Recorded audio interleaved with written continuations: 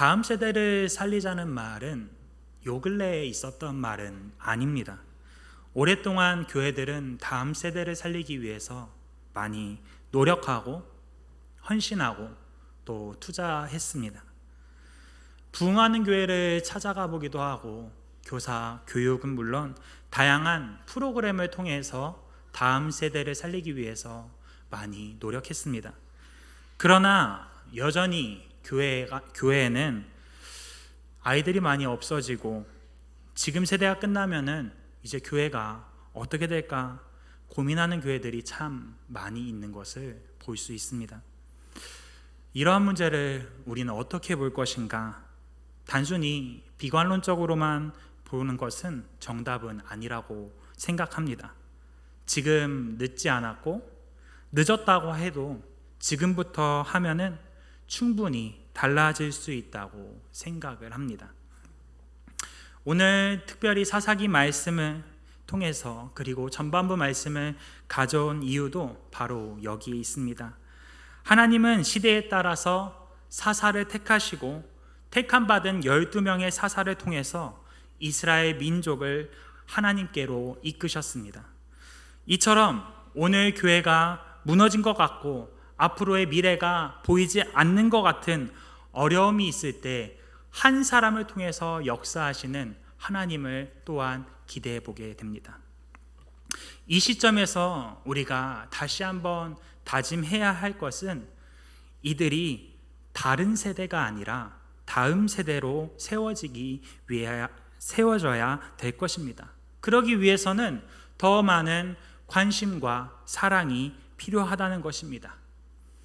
그러한 관심과 사랑을 주기 위해 우리는 하나가 되어야 합니다.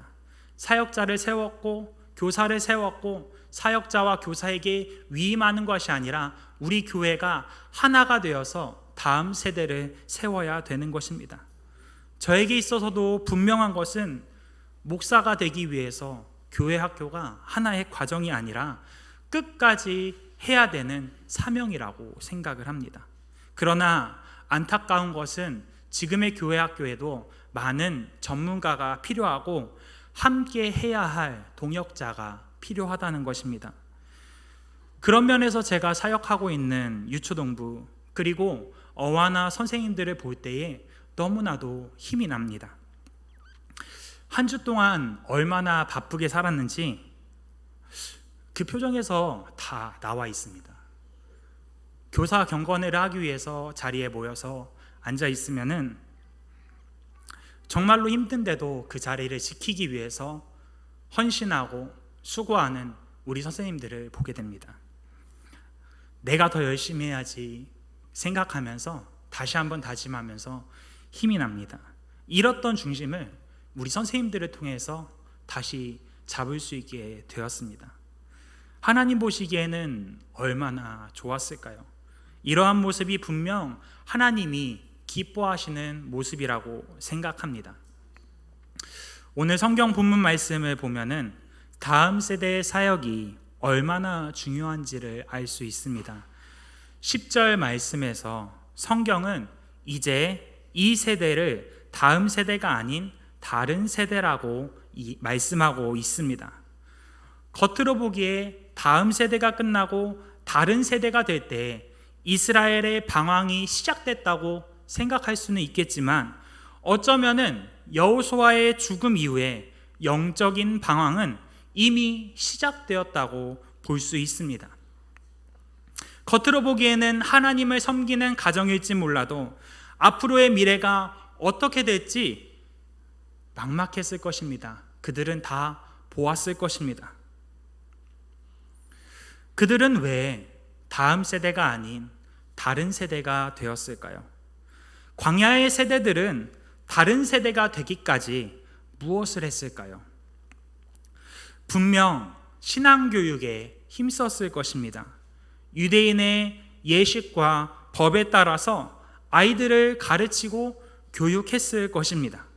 그러나 그들이 해야 하지만 못했던 것들이 있었으니 그것은 가나안 땅에서 가나안 사람들을 몰아내지 못했고 쫓아내지 않았습니다.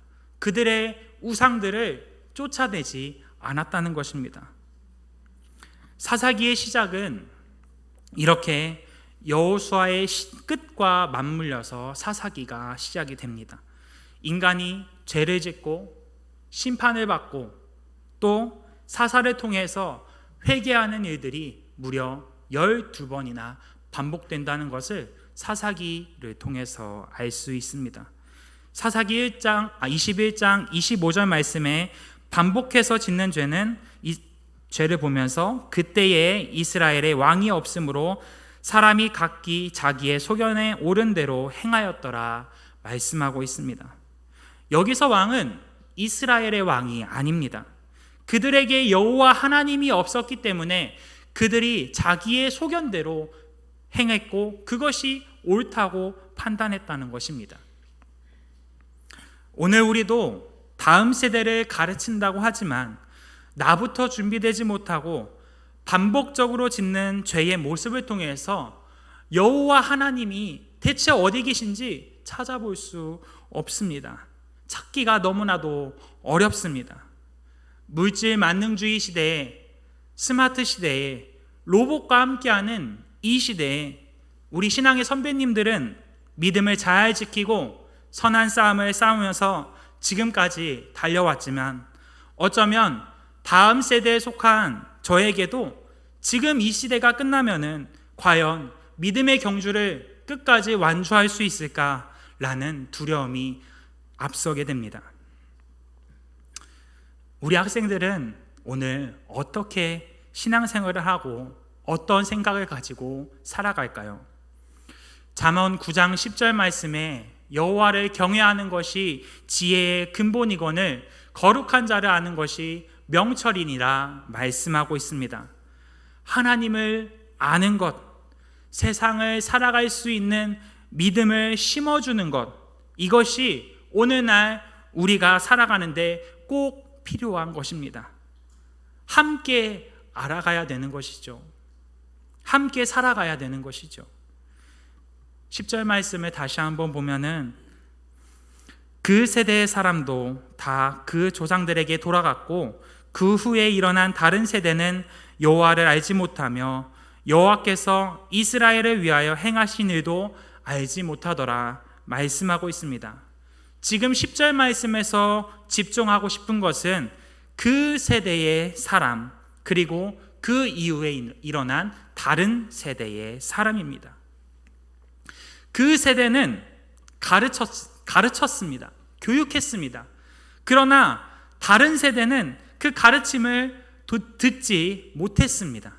왜 그랬을까요? 그것은 어쩌면 세대와 세대가 끊어졌다고 이야기할 수 있겠습니다. 세대와 세대의 차이를 극복하지 못했다고 이야기할 수 있습니다. 세대 차이의 극복은 나 중심이 아닌 이웃을 중심으로 눈높이를 맞추는 것부터 시작이 됩니다. 당신의 이웃은 누구입니까? 예수님께서는 어린아이를 내게 오는 것을 금하지 말라고 말씀하셨는데 어린아이부터 시작해서 실버 세대에 이르기까지 우리 모두가 우리의 이웃입니다. 우리가 함께 해야 할 때 세상은 우리가 함께 할 때 세상은 하나님을 보게 될 것입니다. 그러므로 한 가지 부탁드리고 싶은 것은 교회 학교 아이들이 몇 명 있어? 라는 질문이 아니라 어려운 점은 없는지, 문제는 없는지, 도와줄 것은 없는지 관심을 갖고 함께 했으면 좋겠습니다. 온 세대 예배 후에 성도님들에게 가장 많이 들었던 말은 우리 교회 아직 살아있다라는 말이었습니다. 그렇습니다. 춘천중앙교회 아직 죽지 않았습니다. 한국교회 희망 있습니다. 다음 세대에 아직 희망이 있다는 것입니다. 그런데 이러한 이야기를 우리 아이들에게 많이 해주면 좋겠습니다. 그들이 희망이고 그들이 소망이고 그들은 기업입니다. 저는 이미 많은 은혜를 받았습니다. 재미있게 사역을 합니다. 부끄럽지 않게 사역하려고 하고 있습니다. 그렇게 되기까지 많은 응원과 기도가 있었을 것이라고 생각을 합니다. 그러나 우리 아이들의 가정에 참 마음이 어려운 것들이 많이 있습니다. 그들을 위해서 더 기도해 주셨으면 좋겠습니다. 우리 모두가 다음 세대를 위해서 함께하고 다음 세대를 살리는 일에 함께하기를 원합니다. 오늘 말씀을 통해 발견할 수 있는 또 다른 하나는 다른 세대가 하나님을 경험하지 못했다는 것입니다. 7절 말씀을 한번 같이 읽어보겠습니다. 백성이 여호수아가 사는 날 동안과 여호수아 뒤에 생존한 장로들 곧 여호와께서 이스라엘을 위하여 행하신 모든 큰 일을 본 자들이 사는 날 동안에 여호와를 섬겼더라. 아멘. 약속대로 하나님은 가나안 땅을 기업으로 차지하게 하셨습니다. 그들은 여호와를 보았기 때문에 그들의 신앙이 조금은 위태하고 어렵고 넘어질지 몰라도 끝까지 믿음을 지키고 하나님 앞으로 나아갈 수 있었습니다. 여호와를 섬길 수 있었습니다. 그러나 다음 세대는 알지 못했습니다. 이스라엘이 애굽을 탈출한 것도, 광야의 생활도, 만나와 메추라기의 사건도, 불기둥과 구름기둥의 사건도, 홍해를 가르는 사건도, 가나안 땅을 정복하는 그러한 사건도 알지 못했습니다. 경험하지 못했습니다. 하나님이 시내산에서 어떻게 언약을 맺었는지 경험하지 못했습니다. 가나안 세대는 태어다 보니 젖과 꿀이 흐르는 땅이었고 그곳에 정착하고 살고 있었습니다. 그들은 그곳에서 다음 세대가 다른 세대가 될 때까지 하나님을 경험하고 체험했던 순간이 없었습니다. 이전 세대는 하나님을 경험했기 때문에 하나님의 말씀이라면 아멘 순종하고 나아갔지만 다른 세대의 시선은 조금 달랐습니다. 지금의 세대, 이전 세대를 보면은 이해하기 어려운 것들이 참 많이 있었을 것입니다. 이제는 하나님의 말씀에 아멘이 아닌 왜? 라는 질문이 생겨나기 시작된 것입니다. 왜 하나님만 섬겨야 할까요? 왜 하나님의 말씀만이 진리인가요? 오늘 이 시대도 처음 교회에 나오는 친구들보다 부모의 신앙을 따라서 신앙생활을 하는 친구들이 많이 있습니다. 그리고 그들이 어려서부터 신앙생활을 했다가 대학 청년부가 되면은 떠나는 자들도 많이 있습니다.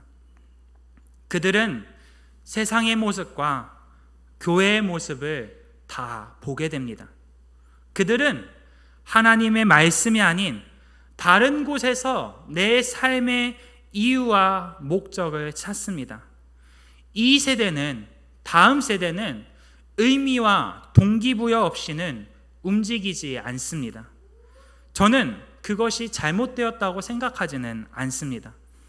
그들에게 있어서 이것은 하나님의 말씀이니 순종해야 돼, 이렇게 하는 것이 아니라 왜 해야 하는지, 그 의미가 무엇인지 알아야 되는 것입니다. 하나님을 경험해야지 그들이 할 수 있는 것입니다. 교회를 섬기고 봉사를 통해서 하나님을 만나는 것이 아니라 내가 먼저 하나님을 만나서 내가 먼저 하나님을 체험해야 하는 세대가 이 다음 세대라는 것입니다. 그렇기 위해서는 우리 선생님들, 사역자뿐만 아니라 지금의 세대가 먼저 변화해야 되는 것입니다. 우리가 먼저 성령 받고 함께함으로써 하나님이 누구인지 나타내고 증거해야 되는 것입니다. 그러기 위해서는 많은 내려놓음이 필요합니다. 우리의 경험을 내려놓아야 될 때도 있고, 우리의 지식을 내려놓아야 될 때도 있고, 우리의 문화를 내려놓아야 될 때도 있고, 그들의 눈높이에 맞춰서 그들에게 하나님을 어떻게 경험하게 할 것인가, 체험하게 할 것인가, 어떻게 그들을 변화시킬 것인가를 우리는 고민하고 기도하고 그들과 함께 해야 하는 것입니다. 얼마만큼 내려놓아야 할까요? 우리는 잘 알고 있습니다. 예수님께서 십자가에 죽기까지 내려놓은 것처럼 우리도 그 부활의 기쁨을 생각하면서 기대하면서 십자가 앞에 우리를, 내 자신을 먼저 내려놓아야 되는 것입니다. 그리고 우리가 함께 기도해야 할 것은 다음 세대가 다른 세대가 되지 않도록 기도해야 되는 것입니다. 세대와 세대를 잇고 교회와 지역을 이어지기 위해서는 우리는 기도해야 됩니다. 이제 삶으로 그리스도가 누구인지, 예수님이 누구인지를 증명해야 되는 것입니다. 우리는 어떻게 신앙생활을 하고 있습니까? 지금까지 어떠한 마음을 가지고 신앙생활을 하고 있습니까? 우리의 이웃이 과연 누가 되었습니까? 말씀을 마무리하기를 원합니다. 다음 세대 이야기를 하지만 다음이 아닌 지금부터가 시작입니다. 지금부터 믿음의 세대를 만들어야 하는 것입니다. 다른 세대가 아닌 믿음의 세대가 세워질 수 있도록 기도해 주시면 감사하겠습니다. 그리고 마음에 감동이 있는 분들은 다음 세대가 다른 세대가 되지 않을 수 있도록 도와주시길 바랍니다. 그들이 하나님을 만나고 경험할 수 있도록 도와주시기를 바랍니다. 교회학교 인원이 북적이고 부흥하는 것도 중요하지만 이들이 세상에 나가서 춘천중앙교회에 소속된 일원으로서, 이름으로서 세상에 나아갑니다. 그들은 춘천중앙교회의 기둥입니다. 그렇기 때문에 그 기둥을, 그 기업을 우리가 잘 세워야 될 것입니다. 먼저는 하나 되어야 되고, 그 다음은 변화되어야 되고, 그 다음은 기도해야 될 것입니다. 지금은 작고 보잘것없는 우리 친구들일지 몰라도 나중에 어떻게 될지는 아무도 모르는 것입니다. 이 아이들이 예수 그리스도의 복음의 능력에 힘입어서 지금까지 교회에서 감당했던 일들보다 더 크고 더 많은 세대들을 세울 수 있을 거라고 저는 기대합니다. 교사만이 아니라 우리 모두가 해야 되는 것입니다. 부모만이 아니라 우리 모두가 사랑해줘야 되고 관심 가져야 되는 것입니다. 오늘 우리 세대가 다른 세대가 되지 않을 수 있도록 내가 먼저 변화되고 섬기게 되기를 주님의 이름으로 축복합니다. 기도하겠습니다.